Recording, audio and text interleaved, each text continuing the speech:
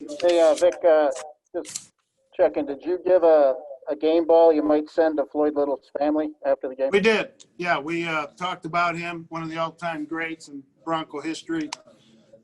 Old number 44. I remember him as a kid growing up. He was I was an Eagles fan growing up, but from afar, I was a Floyd Little fan too. And we did get him one, and we're going to get it sent to him. And then can you just talk about the defensive effort, especially after you have the early interception in the game, kind of just staying with it?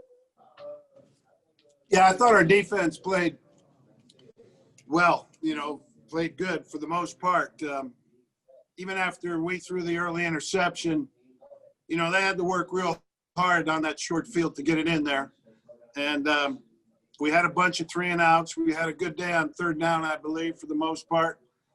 And Justin came up big there at the end. We had the 6 sacks. A lot of them were kind of late, meaning late in the down to where I think our coverage was good. And just really proud of the entire team. Were you? Oh, go ahead, Jeff. No, just did you do anything in particular because he was a rookie, or did you just kind of stick with a more aggressive package overall? Well, we were thinking to be a little bit more aggressive than we actually were. We did pressure some more, but I actually, if you had asked me before the game, I was planning on doing it even more than we did. But some of the situations didn't come up. They beat us in a few of them, so I had to pull back a little bit, and we were able to still get some pressure and still get them stopped. Next one, Ron Allen. Hey, Vic, congrats on the win as always. Thank you, Ryan. 2 for you. The running game today, what impressed you the most about Phillip and Melvin? And then a follow-up. Yeah, I mean, it was a big part of winning that game, obviously. I've always said the quarterback's 2 best friends are a running game and a good defense. And for the most part, we had that going tonight. And I think it reflected in Drew's play after he threw the early interception. I think it was pretty solid after that. And, it was a great team win. They've been doing a lot of things in the special teams to help them win. We were able to not give up anything there. I thought Sam did a great job of punting. Brandon made his kicks. And overall, it was a great team win. And follow up, did Pat run a lot of new run stuff today? Were there different angles you guys wanted to try and explore?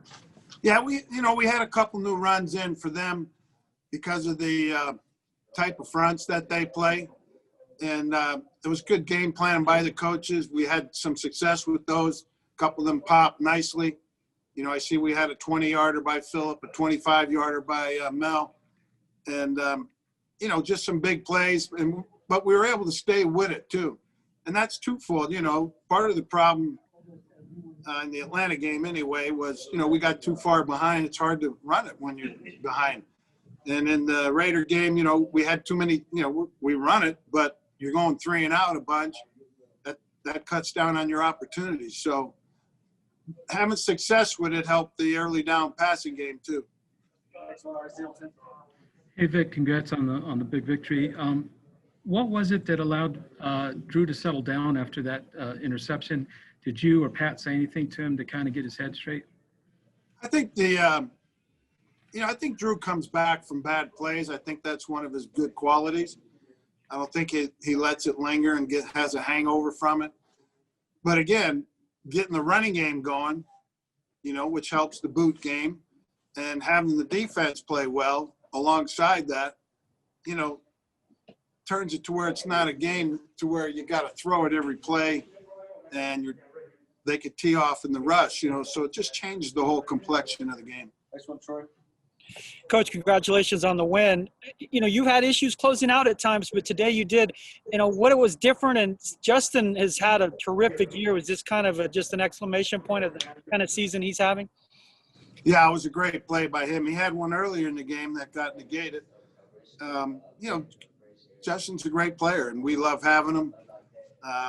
He came close to some plays earlier in the game, too, besides the one that he lost to the penalty. And I think it's poetic justice that he was able to get the game winner. Next one, Vic Coach. Yeah, Vic, I know you'll have to kind of go back and look at it to have a real specific idea of this, but what did you see from Deshaun Williams? Couple sacks, was really active. He wasn't the only one in the front seven, obviously, but what was kind of your first impression? Yeah, I can't comment on his play in particular, but overall our front had to work hard. We did get 6 sacks, but they were hard to get, meaning they were a little bit later in the down. Coverage was good. We had to keep grinding. We had our chance at a couple other ones, but, Tua and Fitzpatrick, they're elusive guys, good scramblers. And just kudos to our front for the way they fought. Guys, we got time for a few more. We're going to try to get you as many folks as we can. Go ahead, Andrew Mason. Vic, you guys had 3rd and 10 or more 4 times today, but you converted 3 of them. What was going on those 3rd and longs that made it work today? Well, we've actually done a pretty good job. We've had too many of them, but we've converted our fair share of them relative to the rest of the league. And, Drew can stick it in there in tight quarters. We have some good routes. The protection was good. And, we don't give up on 3rd and 10. We think we still can get them. Final 2, Mark Kizzo, the Broncos. Go ahead, Kiz. Hey, Coach, alluding to some of the stuff you said earlier, how much easier is this game to play and coach when you have an early lead, and to what extent was this the formula you'd like to see for the rest of the year? Yeah. I always would like the early lead. That's for damn sure. But again, it just goes back to what I said. When you are running it decently and you're playing good defense, the whole complexion of a game is different. You're not feeling like offensively, man, if we don't score, we're in trouble and you got to throw it every play. Defensively, you can kind of call the game the way you want to call it, not feeling like you have to call it a certain way because the way things are going, and it allows you to mix things up. And we definitely would like to play that style of play, both sides of the ball, and still would like to improve our finish there.